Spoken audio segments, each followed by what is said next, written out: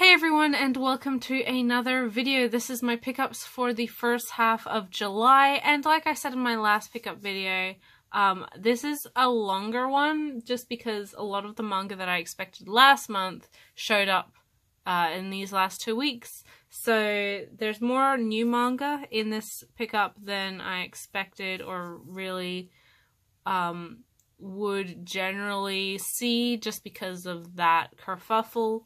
There's also a couple other things I'm wanting to show off, and I'll just get straight into it, and I hope you guys enjoy. So first of all, I'm going to show off my anime, and I have a couple UK releases here. So I have the Night is Short, Walk On Girl. This is the UK release of this film. The collector's edition by All the Anime, or Anime Limited. Like most of their general releases, it has a digipack for the discs, so DVD and Blu-ray, and then a book. This one is hardcover. That's not generally the case for a lot of these sorts of releases that they put out. They do normally have a booklet, but it is just like softback. Gorgeous, gorgeous release for a fantastic film. For anyone not aware of this movie, I know it has been licensed by, I think, G-Kids in America. It should be in cinemas and later home release fairly soon. This week we also saw the actual novel being licensed by Yen Press, and I'm super, super excited about that. But for people who don't know, this film exists within the same universe, I guess, as Tatami Galaxy, another phenomenal book, and that's an anime series. This is just a movie, but really, really, really great. I've seen this film once before. I'm looking forward to rewatching it on disc. It isn't, I don't believe it's dubbed, I think it's just subtitled only, but it is a really interesting, quirky, likable film from the same, or the books at least were from the same author as Tatami Galaxy, as I mentioned, and The Eccentric Family, which is another phenomenal series. Yeah, really, really, really happy to have this in my collection. When Anime Limited announced this, or they announced their license for it, I knew straight away it was sort of like a day one get for me. And yeah, I can't be happier. It's just absolutely gorgeous, like all of their collector edition releases seem to be. Secondly, for UK anime releases, we have the second half of Kirika. So finally have the entire series of this show on Blu-ray. I think it's Blu-ray only, and again, you have a book and then the digipack. This, I think, although I don't necessarily talk about it all that much, Kirika is, I would consider, my favorite Kyoto Animation show. I do really enjoy a lot of their series, but I think by far the story, the characters, even the fundamental things that Kyoto Animation already excel at, like animation and sound design and direction, is just perfected in this series. It doesn't feel like a TV anime. It feels like almost movie quality every time you watch it. I also have mentioned this before in regards to Kirika, but I do think it has some really wonderful, subtle character growth that you don't necessarily notice until the end of the show, and then retroactively look at how much the characters have changed or grown. It is superb. I love this series, and I'm so glad to finally have the entirety of it in my collection. For anyone unaware, the UK did put out a second starter set, so the two halves will fit in the larger box. So unlike the Funimation release, which it was just like a standard slipcase, or O-card I should say, release in two halves, we do get a proper full limited edition, collector's edition of this show. And again, so it was really a no-brainer for me to pick up the UK edition for this series. One, being such a fan of it and getting such a high quality release, and two, just the fact that it's region B, it makes it a little bit easier for me here in Australia to watch it anywhere, whenever I want. But yes, wonderful, wonderful series, and I do recommend it if you haven't seen it. I think it presents itself as something that maybe people weren't necessarily or would dismiss, but it really is a lot more than I think the character designs and sort of the general plot would suggest. So check it out if you haven't. It's really, really good. And now, just before I get into the English manga, I do have a Japanese manga series here. I am always of the opinion that I don't like to buy Japanese books because I personally cannot read them, and I don't really understand the compulsion to have something that you can't fully enjoy. But and I think it's great, you know, when people do buy from Japan and more directly support their favorite mangaka, but I do find it sort of nonsensical when they can't actually read it and they just want it to like look at the pictures. But in saying that, a little bit hypocritical, I got this whole set for I think 1 yen off of Yahoo auctions, so that's crazy. Like, that's less than a cent. For 15 books, that might give it away what it is. But this is a series that is very near and dear to my heart, and that is Horomusuko, or Wandering Sun, by Takako Shimura. So this series, for those unaware, does have 8 volumes available in English, or has 8 volumes released in English, not necessarily available. Released by Fantagraphics, and it's been on a somewhat permanent hiatus ever since the 8th volume was released via, well, it was funded partially via Kickstarter, and doesn't really have too much of a hope of continuing, which is such a tragedy. I absolutely adore this series, and Fantagraphics was doing a beautiful job with it, but the price point, and I think the topic, the themes of the series wasn't necessarily that accepted yet within the community. I think now it might have been a more reasonable thing for people to support and buy, now that we are seeing a lot more like LGBT manga out there.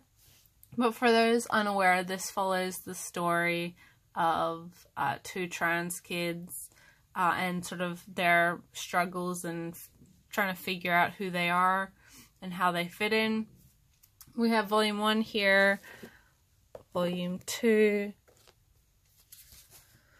3, 4, 5, 6,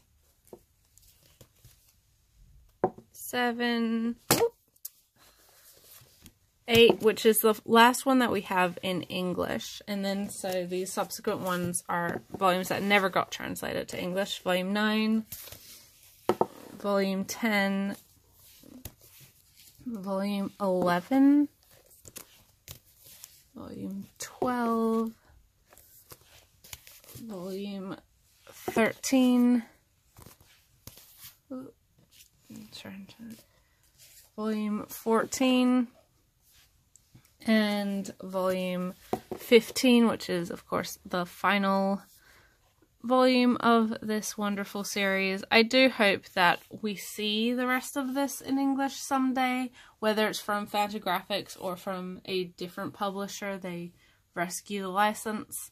But this, along with my Mushishi Japanese sets, are the only I really love them. They're really important to me.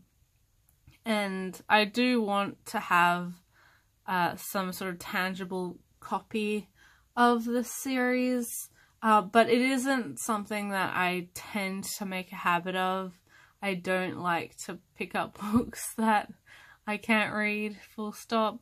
They're fairly standard tankobons. They're, you know, exactly what you see here. It's not a special version or anything, but I do hope that this series finds more love and a new audience over here so that we may finally get the rest of this series. So heading into manga, we have the second half of Moteki, Love Strikes by Mitsuru Kubo. This is the second half of the series, so it does complete itself within this volume. And I had high expectations for this series. It did not disappoint. I think myself, like many others, were first introduced to Kubo's body of work through Yuri on Ice, obviously hugely popular series. And the fact that we've gotten two of her most well-known and like highly acclaimed manga in such a short time frame is a testament to, I think, fan demand. And Moteki is absolutely wonderful. It's a fascinating read, and I think it challenges a lot of things in regards to relationships and expectations and personal accountability, and all of these things that you don't get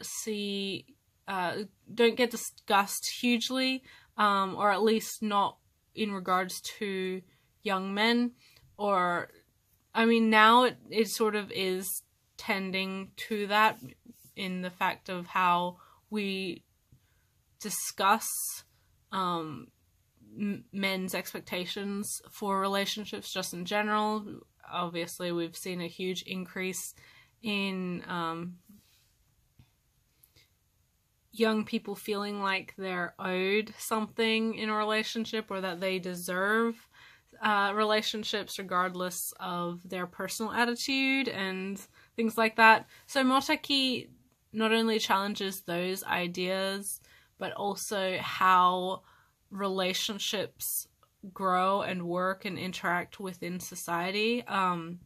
Sort of this idea of, you know, timing is hugely important for any sort of relationship, and what comes of it after that point, and how much personal investment and work you put into those relationships is very, very good. It's, I think, a little bit less enjoyable or carefree, I don't know if that's quite the right word, then again, I think it does deal with a lot of heavier topics, but it is absolutely spot on, wonderful. I really liked how this series wrapped up, and it is a somewhat open ending, but I think that works very well for this sort of series, and I am hoping that more people try it. It is really, really, really good. Next, we have a book I've been highly anticipating ever since the license announcement, and that is Hyundai's Go For It Nakamura. This is a BL sort of comedy. It's so sweet. So this is what I would regard as Seven Seas' first BL title. They do have a couple other things, most notably Daily Life of a High School Fundanshi, I think. I can't remember quite what the title is, but I'm not a real fan of that series. This, I think, is more purely BL, and it's just so sweet. I love Hyundai's art style. I think they have really cute character designs, and just the interactions. Nakamura himself is a really sweet and wonderful character to follow. You really do root for him. I also like the fact that it is very clear right off the bat that he is like a gay young man. There's no humming and hawing and self-doubts about his attraction and the fact that, you know, he's a boy, so he shouldn't like boys, sort of thing that is very prevalent in BL, or at least was in older BL. It's just really, really wonderful. And it's about this kid, Nakamura, who is quite shy, but has a huge crush on another boy in his class, and he wants to just become friends with him and like sort of grow closer to him. And it's really good. I really, really, really liked it. It did not disappoint. I'm also looking forward to the author or mangaka's other work, which I think is a very different setting and a very different tone, but I'm still very excited for it. If you're wanting a good BL, it seems more and more publishers are diversifying into this genre. And I'm looking forward to it because it does, I mean, diversity in publishers means diversity of actual licenses. And this is a really good trend. I hope that Seven Seas gets more of this sort of BL because it's just really good, really wonderful. Pick it up if you're a BL fan, or even if you're not. It's very easy and like easygoing step into sort of the general idea without being overtly explicit or anything like that. Yeah, it's really cute. Good job, Seven Seas. On the other side of the spectrum for Seven Seas manga, we have My Solo Exchange Diary Volume 1, the sequel to My Lesbian Experience with Loneliness, by Nagata Kabi.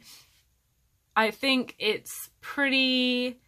I don't think I need to introduce My Lesbian Experience with Loneliness. It was by far one of the most popular series and single volume manga releases of last year. Very intimate and emotional personal memoir of the mangaka and her struggles with fitting in with society and expectations and trying to figure out herself and handling her depression and isolation and homosexuality.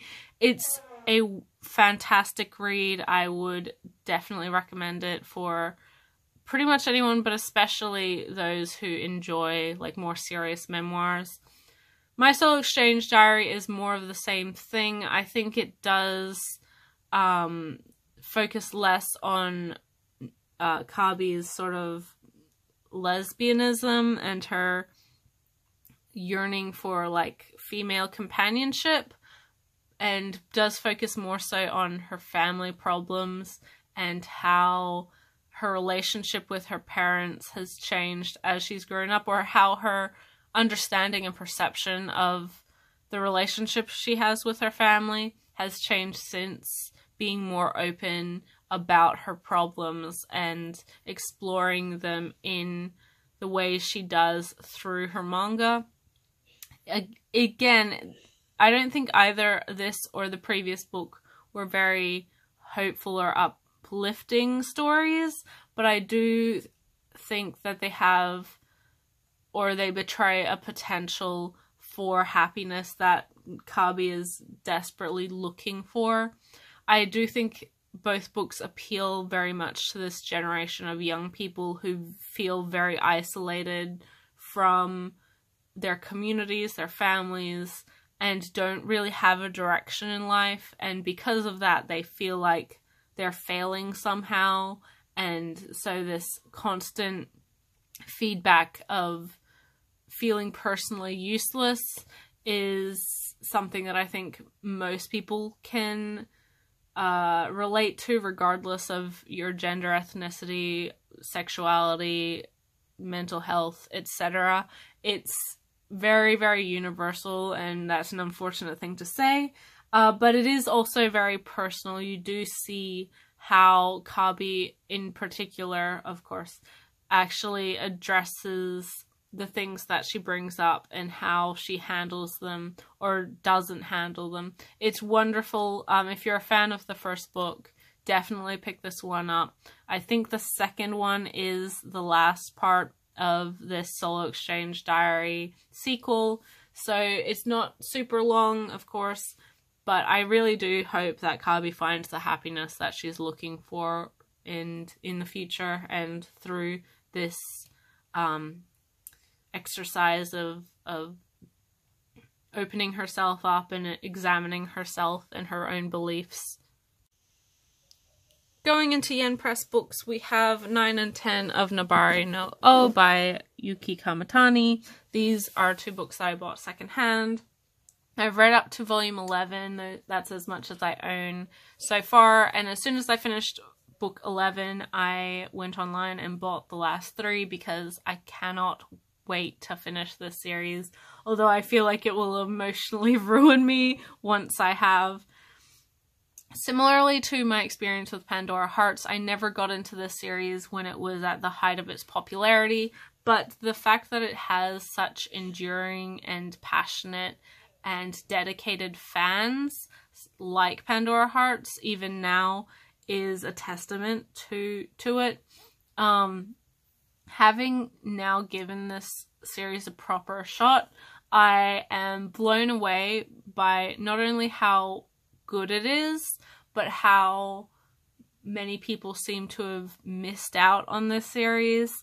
I will accede that in regards to the manga, the first couple volumes, I would say the first 2 or so, are very rough and don't necessarily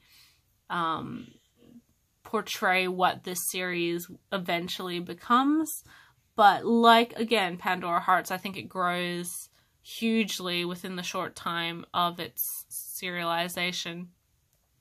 It is phenomenal. I don't think it's any secret that I'm now a huge Yuki Kamatani fan. I'm a huge fan of their Shimanami Tasagare series, which has finally been announced as licensed by Seven Seas, and that's what got me into giving this series a shot. It wasn't a premise that I was super interested in. I'm not really a big fan of ninja stories, but this has gone beyond my expectations into something I think I can recommend as like a very underrated sort of lost gem of manga. It's beautiful. I've only read up to volume 11 and I'm already emotionally invested and ruined. By the end, I don't know how I'm going to feel, but it's probably going to be sad.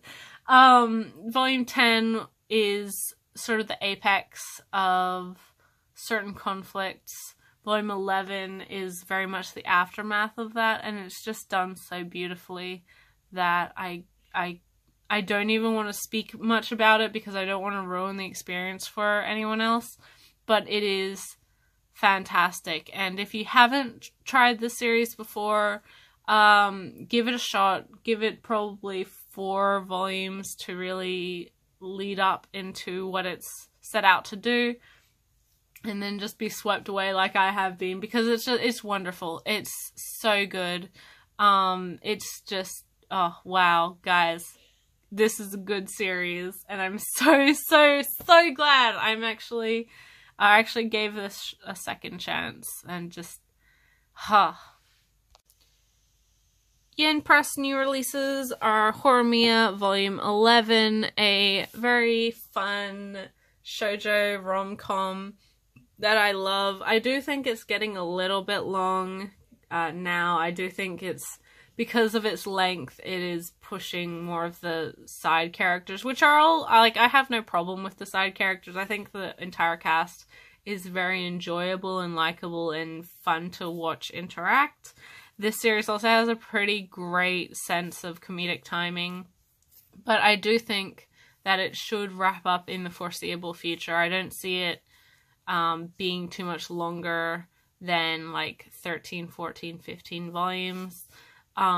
It's achieved a lot of stuff that I think some other shoujo manga tend to avoid until the very end. The fact that our main couple is a couple for almost majority of the series is a testament to that, and then a lot of it is sort of them maneuvering and trying to understand being in a relationship.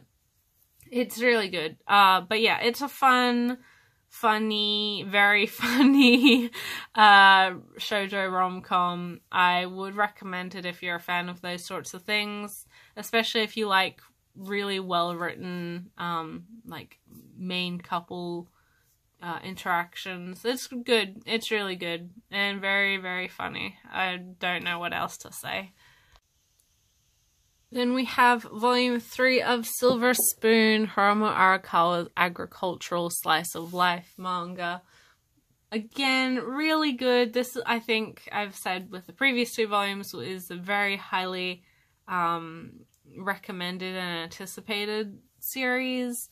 I think it felt a little bit odd why we hadn't had this series up until recently, because it is done by such a well-known popular mangaka, and it has had 2 fairly popular anime series as well, but I'm just really glad that we finally do have it in English.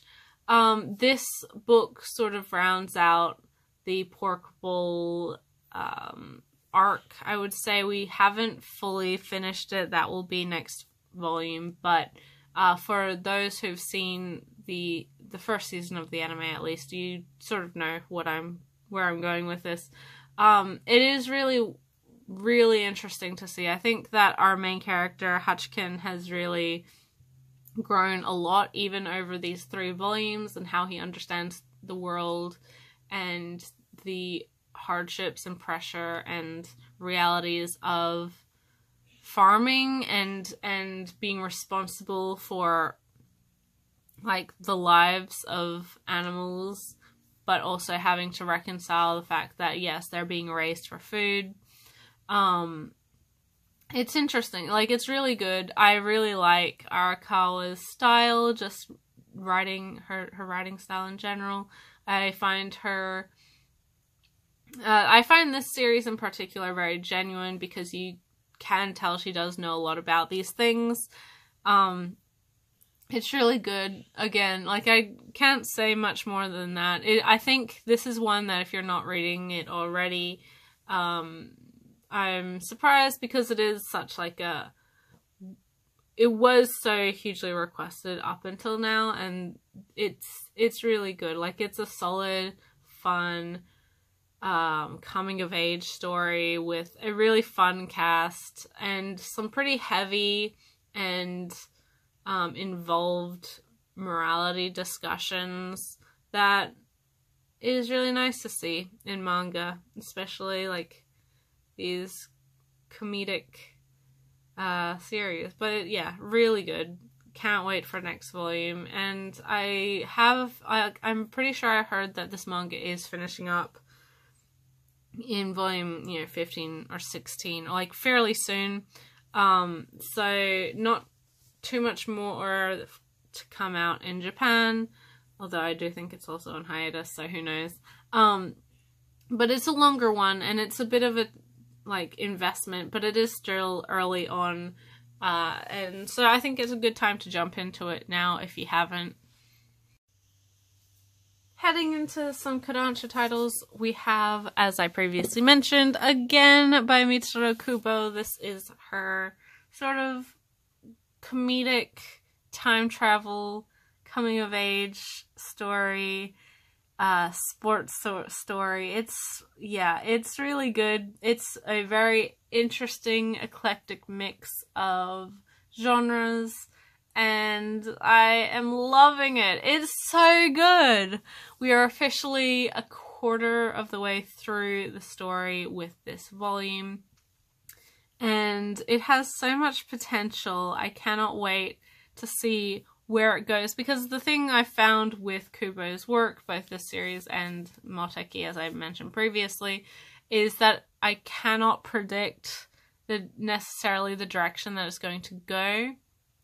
All the characters are very interesting and have very realistic and human interactions and reactions. I love her expressions. she draws for the characters. It's such an emotive manga. It's a joy to read because it's over the top in ways that are somewhat realistic but incredibly intrinsic to like the medium of comics. It's just done so well. I have mentioned before, but I love her art style. I love the thick lines, the heavy blacks. I think she is a phenomenal artist and incredibly good at very distinct character design and differentiation.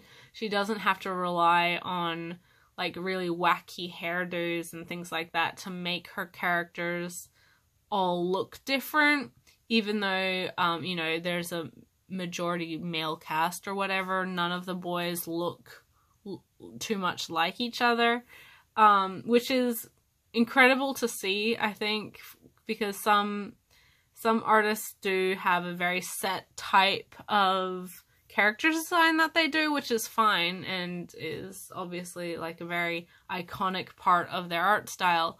But the fact that you can recognize her work without necessarily like recognizing a particular feature from the characters is a testament to her skill. And the writing is just so good. Again, this is another series that I am highly anticipating. Pretty much every new volume, whenever it comes out, I read it right away. I cannot stop myself because it's just, I'm so engaged and invested. I really want to see what happens next with all of these characters. I think the premise is not, like, it's not exactly the most original idea for, or setup for a manga, but I think the execution is marvelous, and I do think it has a very distinct quirkiness to it that you don't necessarily see. Like, it's a very intrinsic human quirkiness. It doesn't feel out of left field or unbelievable. It's really good. I love it. I'm so happy that Kodansha's putting out titles like this and that we've had the opportunity to read so much of Kubo's manga recently. Yeah, I'm thoroughly impressed and I cannot wait for more. Next on the Kodansha stack we have To Your Eternity Volume 5 by Yoshitoki Oima. This is the most recent volume of a phenomenal series. I'm personally keeping up to date with the simulcast or simulpubbed chapters on Crunchyroll's manga app. But so I have read all the chapters in this book already, but it is phenomenal. Like, this book or the series never fails to impress me with the depth of its direction. And although I think it does take a couple volumes to really understand the themes that Oima has put into this manga, that this series will be one that people remember for a very long time after this. Similarly to her previous series, A Silent Voice, there's something very intrinsically human in both stories, although they're incredibly different settings, incredibly different characters. It's so good. I think she continues to exceed herself in regards to her writing. And although the series is composed of almost vignettes strung together via our main character, it all works to build towards the same conclusion and to grow our main character as a person. And whilst also commenting sort of on society at large and humans and our purpose and our interactions. It's so good. Again, this is one that I think just because of the name recognition and thanks to her previous work, most people are already well aware of the series. If you haven't given it a shot, definitely do. It's one that I think it has something for everyone.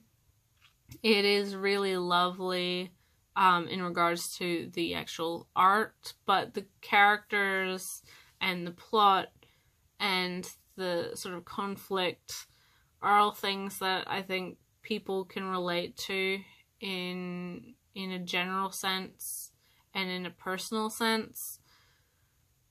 It's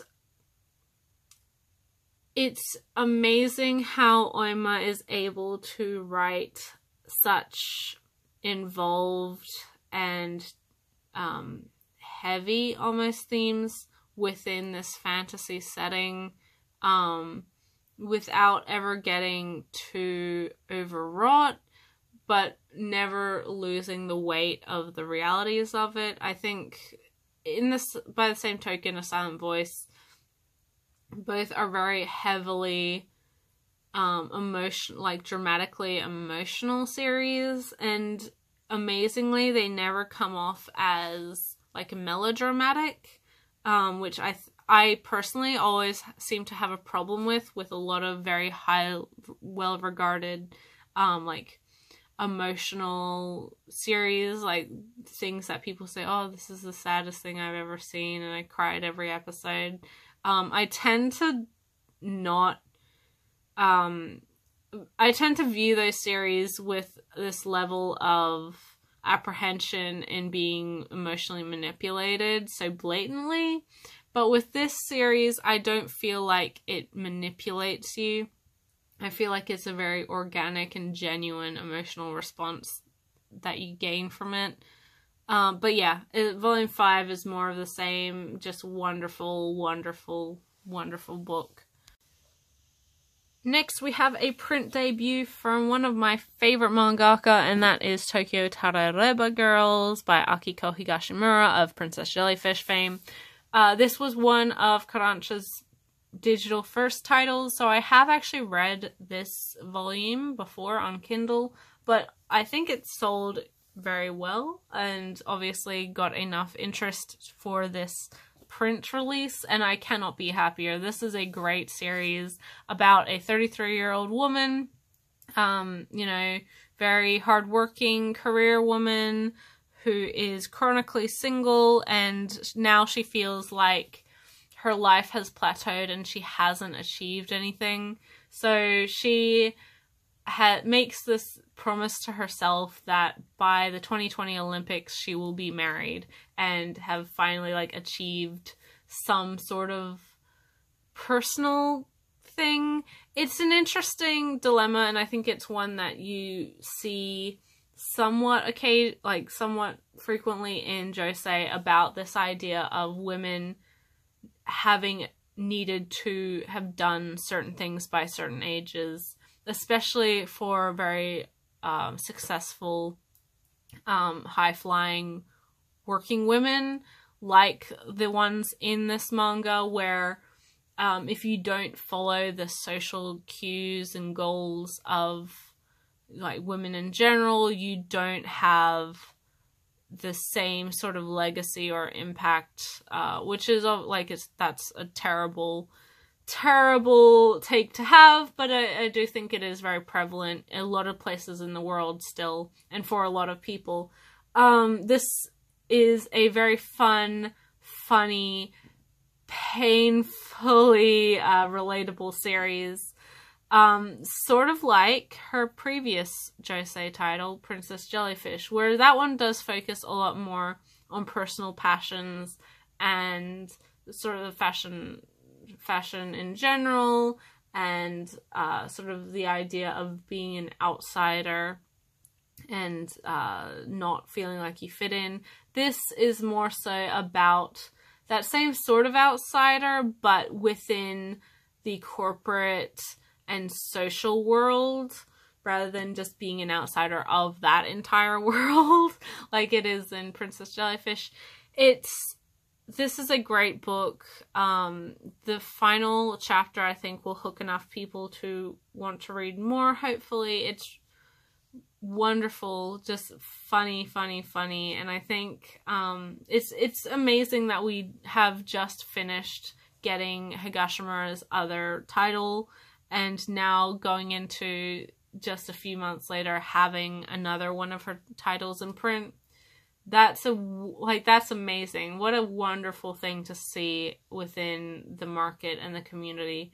I'm always happy when there's new josei out, and I am wholeheartedly supporting this one because it's great. I love the book already, and I cannot wait for more.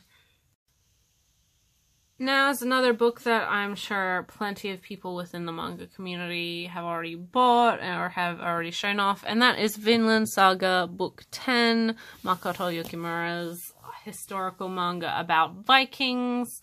And yeah, it took me a little while to get into this manga insofar as like supporting it when the books were coming out. I didn't start buying it until volume 6 or 7 was out, and I think most people know this series thanks to community support and encouraging other people to support the manga, because Kodansha made somewhat of an announcement that sales numbers weren't great for this title, and that if you wanted to see more and you wanted to continue them publishing it, then to buy the books that were already available. And now there seems to be this pervasive idea that everybody, I mean, it's a good series, you should definitely read it and support it. I have no problems with that, but I do think there's this pervasive idea that you have, like, it's a continual thing and everyone has to keep buying every single book because it needs that support and it needs this and that. And I'm not entirely convinced about the idea that it was in any true danger of being dropped. I do think that maybe sales numbers were not as high as they wanted or anticipated, but I do think that it was a very clever marketing and promotion tactic to cause such a frenzy within the community in order for more sales and for more people to pick it up, and for via word of mouth.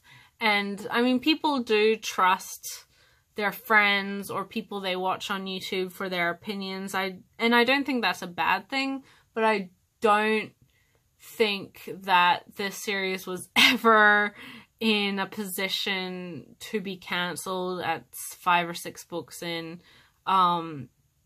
But it makes for a good story, like a really inspirational, we saved them, like the community banded together and we saved this phenomenal series from its fate of being cancelled part of the way. And, you know, aren't we amazing? Like, again, it's fantastic, and there's no doubt that certain figures and the manga community in general banded together to promote this book, but I do question the legitimacy of the entire thing. Regardless of that, putting that to one side, I do think this is a great book. I think this series, it does take a little while to get going, especially if you're not a huge fan of, like, fighting and hyper-violent, you know, battles. The prologue, or the first part of the story, is very masculine. Yeah, we're gonna fight the thing, or I'm gonna get revenge, and I don't care how I'm gonna do it, and I'm just a badass, and I can do anything, and the moral dilemma, etc., etc. But it is when it gets into this larger idea of conflict and moral dilemma and reflection on your actions later on in the series that it gets much, much, much more interesting. And once we actually get some main female characters in about volume 8, which is very, very late for a Yukimura series, that it gets more interesting as well for more people. Not saying that you can't enjoy an almost entirely male cast, especially, like, But I do think that having a more diverse amount of voices and perspectives makes Yukimura's titles like Planetas a lot more interesting and engaging and worthwhile to read. Yeah, so it's only gotten better the more I've read it. It's a very solid series that everybody and their cats have talked about and, like, had this call to arms about supporting it. Which, again, I don't have an issue with fundamentally, but I don't think that Kodansha would make an announcement like that without very, very carefully understanding that this risk is going to make a difference in sales. It's, I don't know, man. But I feel a bit skeevy about that, but as in regards to the actual books, it's a solid historical manga. I think, as I said, I think it's only improved with time, and although they are slow releases, they are 2-in-1s, which is I don't know how much faster you want these books to come out, guys. It's I think it's a monthly series publishing, so I don't know if there's 22 volumes out in Japan for the 11th book to come out in any rapid amount of time. There's a lot of wait between books, but I do think it's worth it, and I think some people need to learn some patience, and the fact that we haven't gotten a book for 4, 5, 6 months or a year doesn't indicate that the next book is in danger of not being published. I don't know. There's a lot of issues surrounding this title, but for the title itself, it's really good, and I will definitely be buying more. It's not one that I would say skip over. It is one that I think people should support, but maybe don't do it for the reasons that a marketing team wants you to do it. Finally, onto Viz, we have Golden Kamuy Volume 5. Fun seinen manga by Satoru Noda. Another historical series, but of course a very different setting than the previous. This is, I think a lot more people are maybe aware of this title thanks to the recent anime. I have actually finished the anime. I watched it once all of it was out. It was good. It's not one that I don't think I'll buy it and rewatch it, but it was a solid adaptation. I thought they did a good job with it. The CGI bears were very funny, and I understand why people were making jokes about them the entire time it was being released. But yeah, this is a fun, weird,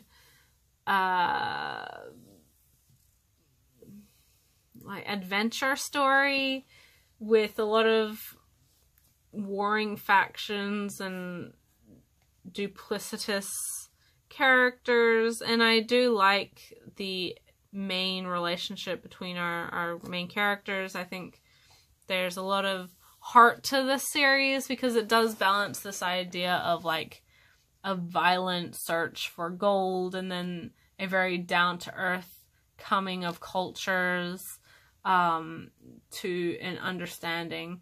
It's really interesting. It's one that I think, again, needs no real introduction because everybody and their grandmother has spoken about it. But it's good. I don't think I need to convince anyone at this point that it's good, but it's a solid series, and I look forward to Volume 6 whenever that may come out. Next, we have Volume 4 of Sweet Blue Flowers by Takako Shimura, and this is the final omnibus for this series. It's over, and I've read it, and it is phenomenal. I have said this about Shimura's work before, maybe, I don't quite remember, but I think there's this interesting sense of reality when you read her books. Oh, this is, if you don't know about this series, although I do have talked about it previously, but if you're new to the channel and haven't watched the videos, this is a Yuri series by a very well-known mangaka for her LGBT works. Wandering Sun is sort of the one that everyone knows, and by far, like, one of my favorite series about two young trans kids and growing up. But this is her Yuri series, so obviously handling lesbian relationships. And I've said this before, but unlike some Yuri, they don't hide the fact that this is, like, lesbianism and not just, like shonenai or shoujo-ai sort of situational relationship that I sort of get leery of in some Yuri. I'm particularly picky about Yuri in some senses because there is two very different camps. One where it's very light and fluffy and somewhat spineless, and then some that are just like incredibly skeevy and fan servicey, and then some that are just like smack dab in the middle. And I feel like Sweet Blue Flowers has that element of like actual realistic portrayal that a lot of Yuri misses. And I really liked all of the characters' stories and how their character arcs concluded in all of these titles. Some people may disagree with me on that, but I really enjoyed all of the characters, male and female. That's the other thing. Males do exist in the Sweet Blue Flowers universe. But it's interesting. And the fact that our main character, or one of our main characters, is so obviously like a lesbian, and she doesn't ever question that about herself. The fact that other characters are quite upfront about talking about lesbianism or bisexuality. The fact that it does address this idea of a lot of like private girl school Yuri stories relying on like the adoration of upperclassmen rather than like an actual physical or sexual attraction to them. So it is more like this high school crush thing rather than like an actual impact on their personal sexuality. It's interesting and it's really good, and I really liked it. And it might not be satisfying to a lot of people who are more used to like more explicit Yuri stories. So that's not to say that this doesn't have sort of implied explicitivity, but yeah, it's really good. I hope we see more of Shimura's work. It just continues to amaze me, and I hope that the popularity and the I hope this is profitable for Viz. I hope that they do sort of expand their net a little bit more with regards to unusual licenses. And it's nice to see the trend of almost all of the publishers are putting out Yuri titles now, as well as BL, which is amazing.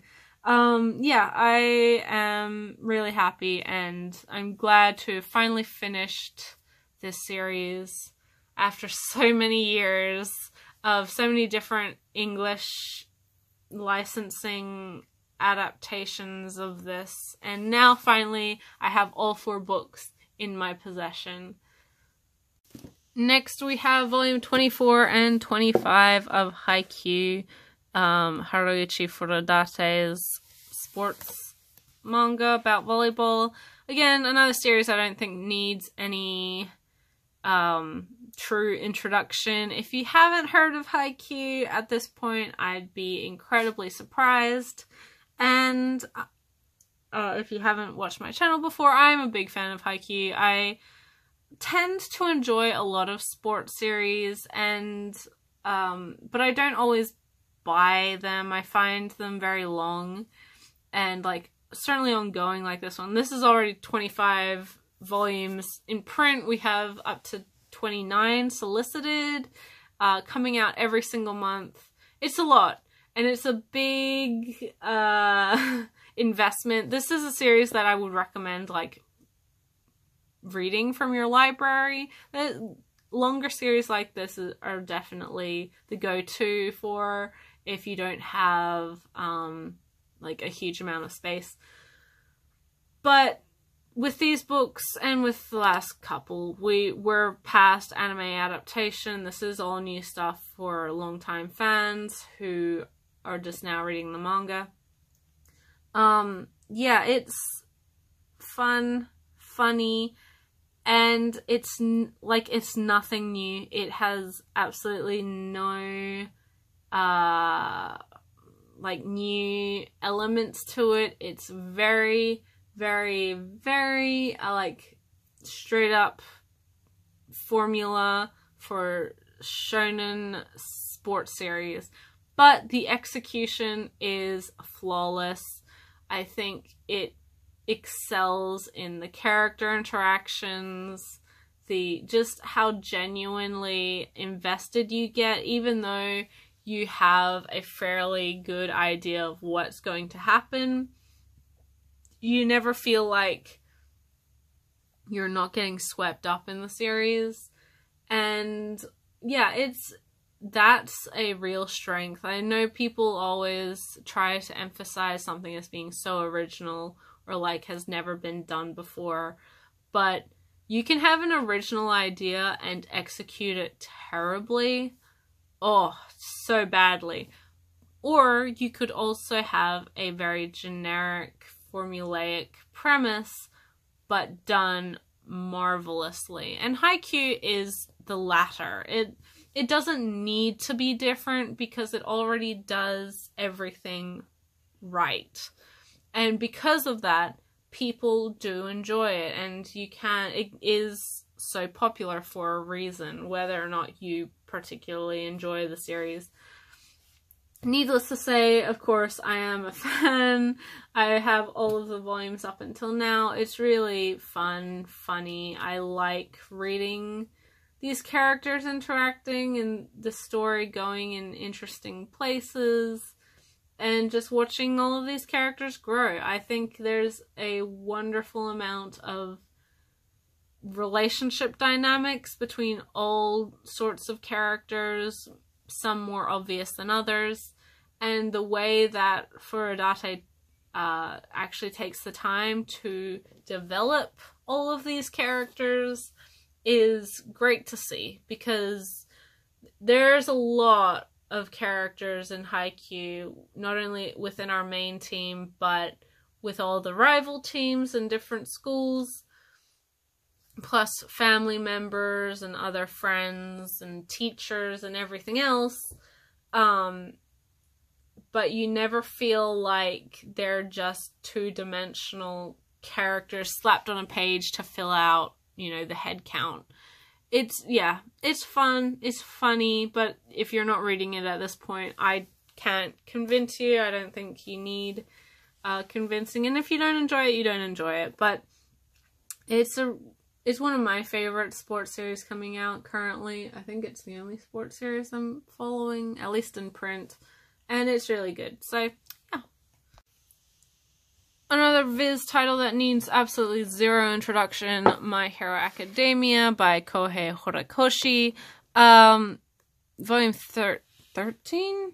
Yeah, volume 13. Again, I don't need to convince anyone about this. If you enjoy it, you enjoy it. If you don't, you don't. Again, this is one that I feel is a fairly standard, formulaic setting. but is done with pretty well done execution. I think the characters are all really interesting, and there's a lot of variety, a lot of character voices, a lot of character motivations. I think this, and just from the setting, it does allow itself to be very creative in that sense. And obviously superheroes are very hot right now, culturally, so it's come sort of at the perfect time to really hit it big. I do enjoy this series a lot. I think a lot of people are following either the manga or the anime, or both, like myself. Yeah, it's really good. I think the fact that we have a main character who is very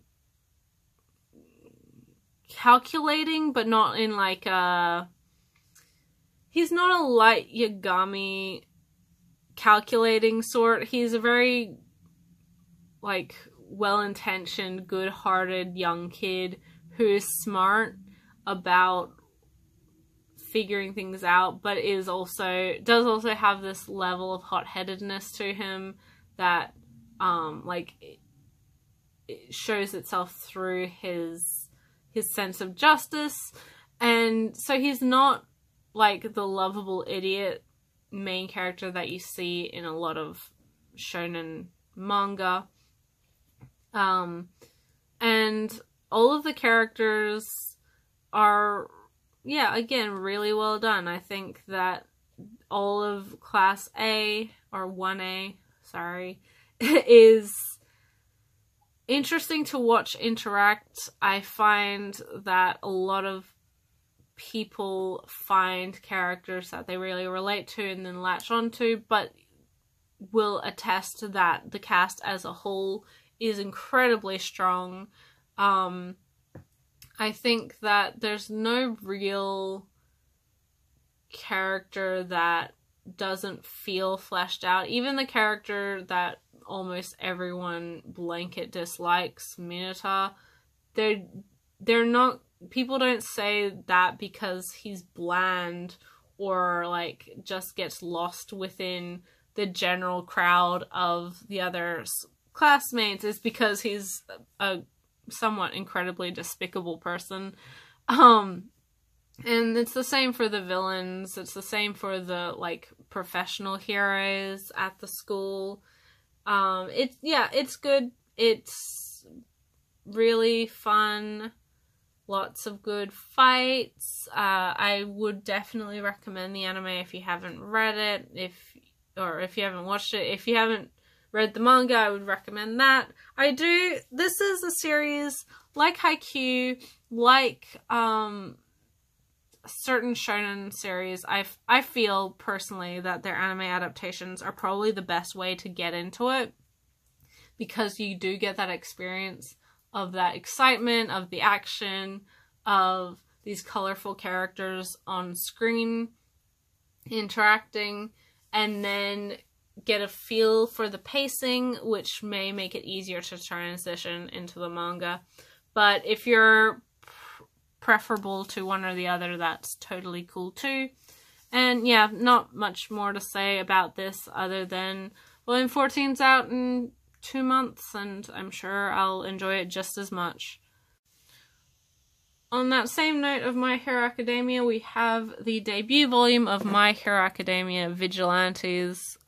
This is a spin-off series of obviously My Hero Academia, but totally different writer and artist. As the title suggests, it is about like these vigilante heroes that aren't qualified to be like professional superheroes from like any schooling or licensing, but they still serve justice in their vigilante way. I wasn't super impressed by this first volume, I have to say. It may get better, but personally I found it a little off tone from what the general My Hero Academia manga is. I think the pacing is... the pacing's not bad, but I think the characters are less compelling. I can certainly understand the motivation for this spin-off. My Hero Academia, just the premise of the setting, lends itself a lot to sorts of like world building spin-offs like this one, and I do think that like this idea of vigilante heroes is a really interesting one. But the execution in this first volume was less than stellar. I didn't really care. Although, you know, it is what it is. I think that there is definite potential for improvement over the course of this series, but as for right now, I'm not super invested in continuing this series, which is a shame to say because like I said, I do think there's a lot of potential here, and I do think that it probably will improve and grow over the foreseeable however many volumes. But for right now, I think this is going on my like very, very, very low priority list. And unless I hear like really phenomenal things about future volumes, I'm probably not going to be picking it up for the coming months. Next we have volume 12 of Yona of the Dawn by Mizuho Kusanagi. Oh, I love this series. If you're not reading this like epic fantasy shoujo, then you're missing out. I obviously incredibly popular thanks to the anime adaptation. This is one that I feel, and I've said this with previous volumes again, it's very much almost a love letter to this genre of shoujo that we haven't really seen a resurgence of since the 90s or early 2000s. It's not necessarily the type of shoujo that we get licensed all the time, but I really am enjoying this like more involved political drama, fantasy, fighting story that we used to see in so many different titles, but sort of seem to fall by the wayside in favor of like more high school drama romance stuff. It's really great to read these books. I always really enjoy each new volume. It's done beautifully. I think we're definitely past anime, like first season anime stuff, so anyone who was a fan of that, wants to see more of the story, check this out because it's really good. I can't really say much more other than that, but it's beautifully drawn. The characters are very fun. The conflict is really interesting. It's not exactly, again, it's not the most original setup, but I think Yona as the main character really carries the story. But all of the dragons, as well as Hawk and, the main quote-unquote villains of the piece, are all done really well. And you can see a lot of interesting machinations within the motivations of the story as a whole, and I look forward to reading more because it is really compelling. Then we have Cross Game Volumes 6 and 7 by Michiro Adachi, which means I am finally finished with this series. I have 1 to 8. I can finally read past Volume 5 and finish up this phenomenal series. Adachi is by far the godfather of baseball manga for very good reason. Cross Game is not, I don't think, his most influential work, but it's definitely a worthwhile read and one I think everyone should try, especially if you're a sports manga fan. even if you're not necessarily a baseball fan. I've learned so much about baseball since starting anime and manga. You have no idea. I'm pretty terrible with sports in general. I don't understand sports rules. But baseball, I have learned so much. Volleyball, I've learned so much. The other one, I don't remember. I've learned a lot about sports through manga. So I can't, even if you're not a sports person, definitely try this out. And in this particular case, I do think this is much more a human character drama rather than like a sports focused just straight series. Yeah, it's really, really good. I've said that for almost every book that I've talked about in this video, but it can't be emphasized enough that there are some phenomenal manga series being published or that have been published in the past 10 years that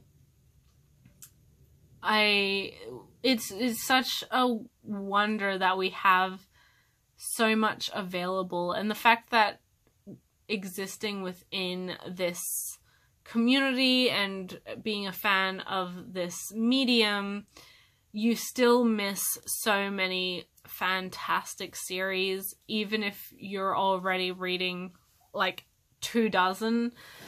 There's just so much out there, and the quality of work is wonderful, and the diversity of work is wonderful. Yeah, Cross Game, it is an older series. This is not like a new Shonen Jump series, but it is definitely one to pick up. I think everyone owes it to themselves to read an Adachi manga. The fact that this is the only one of his titles in English is somewhat of a travesty, but definitely understandable considering their age and their length. But hopefully with the change in fans' buying habits and the market in general and fan, demands and requests, that we may see more of this sort of stuff getting licensed.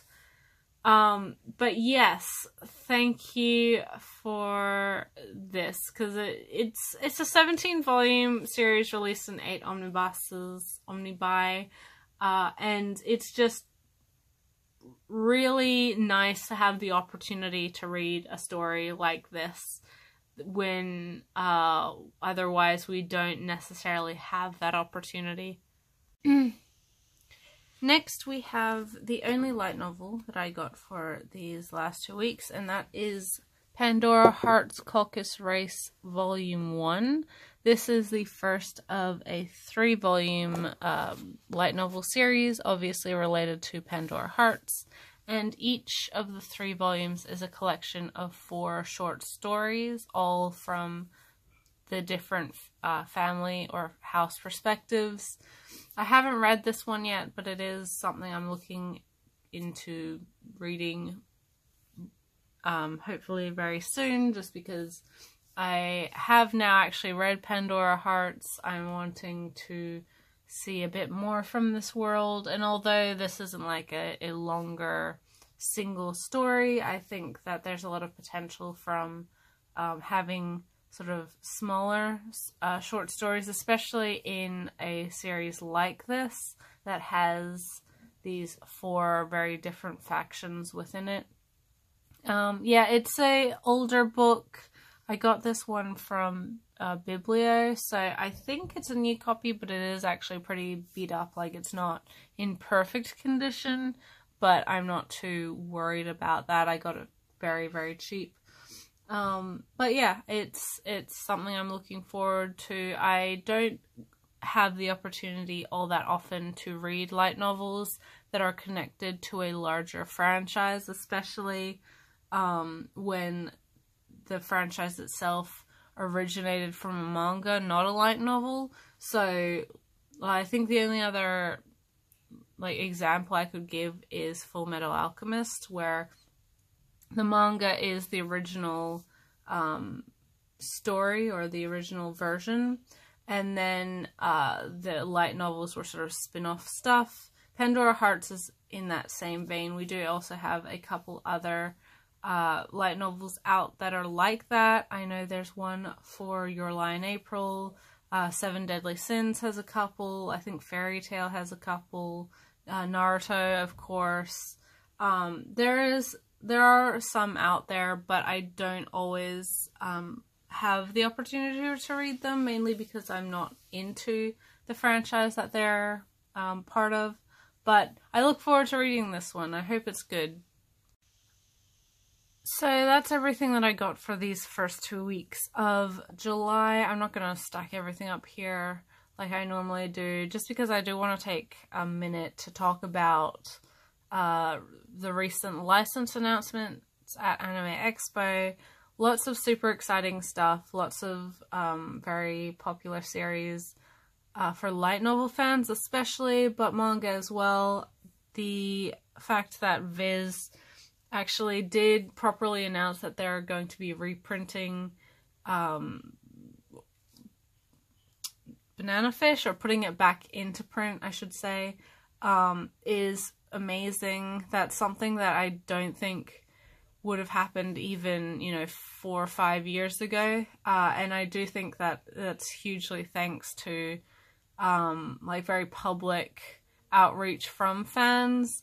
Of course, it's helped by the fact that we do have a recent anime currently airing, but there has been things where the anime, just because there's an anime adaptation doesn't mean that the manga is going to be reprinted or re-released or anything like that. It is a reprint, it's not a re-release, so it will be just the exact same 19 volumes that were put out in the early 2000s.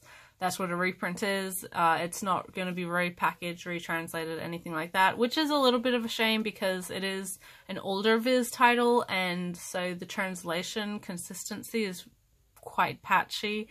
But just the fact that we are getting such a wonderful and influential older shoujo is just amazing. Other things I'm personally very excited about are, of course, the fact that Kodansha is starting to diversify into BL and Yuri, I think, is just another testament to how much more niche genres are showing promise.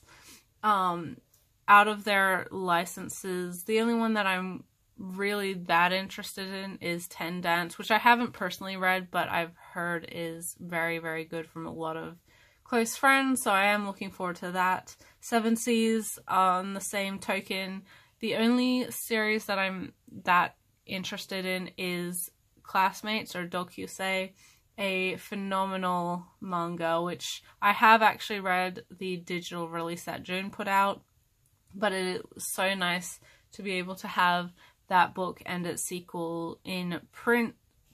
Finally, it seems like it's been a long time coming, and I do think it's a little bit more recognizable thanks to the film that was put out by Aniplex of America. The licensing of Witch Hat Atelier, I think is the full name, is really, really exciting. I've heard nothing but good things about that manga. It looks gorgeous. And as far as manga goes, that's about it. There is also Nyankees, which looks pretty fun. I may check that one out.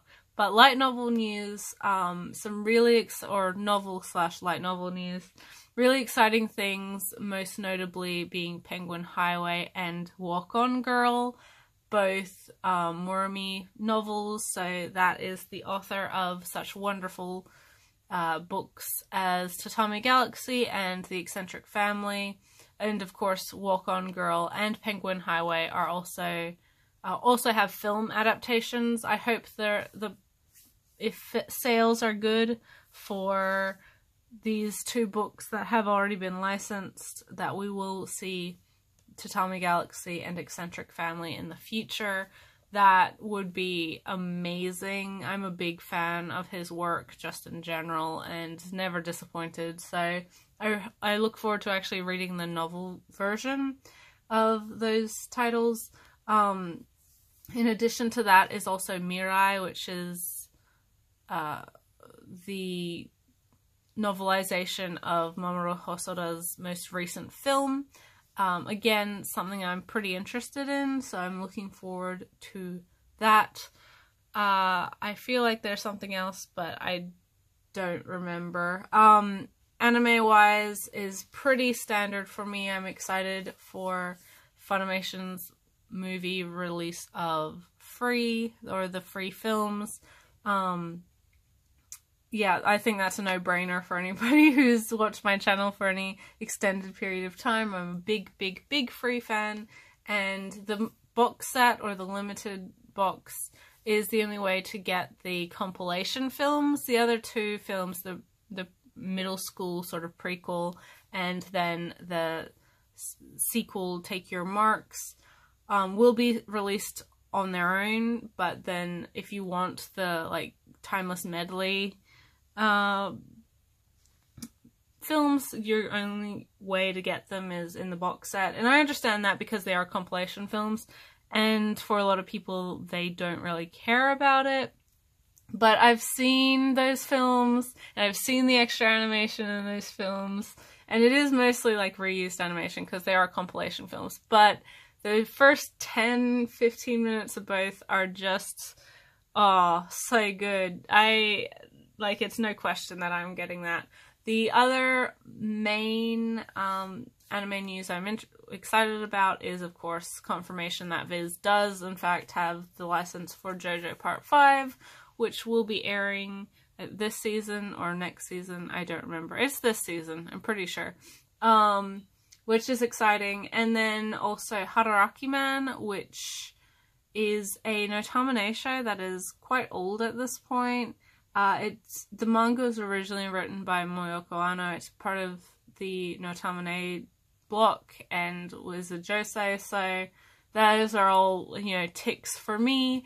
Sentai Filmworks has licensed that for release, and they license a lot of pretty interesting stuff and exciting stuff for fans, but that's the only one that I'm really anticipating or having on my radar. But yeah, AX seems like a lot of fun, a lot of news coming out over that weekend, and there seems to always be something crazy going on whenever the large cons are happening in the United States. I'm happy that I'm just a detached viewer and don't have to worry about the crowds that are there, but it is always exciting. This is the sort of the start of the convention season. I know there was convention like last month, but more of the larger announcements are happening. I'm expecting announcements at Otakon as well. But yes, as for all of those things, they'll be released next year. So new stuff to look forward to in 2019. But aside from that, this has been all of my pickups for the first half of July. This year keeps going faster and faster. So much time has already passed, and I really don't think I'll have a huge amount next video because I did get a lot from like last month in this month. That's why there is so much manga, but we'll see. I haven't actually bought anything, so aside from a couple like Nabari no O stuff, I'm not expecting anything else aside from maybe some new releases that are stragglers from this first part of the month, but we'll see. So hopefully a shorter video next time, but I hope you guys enjoyed. Catch you in the next video. Bye till then.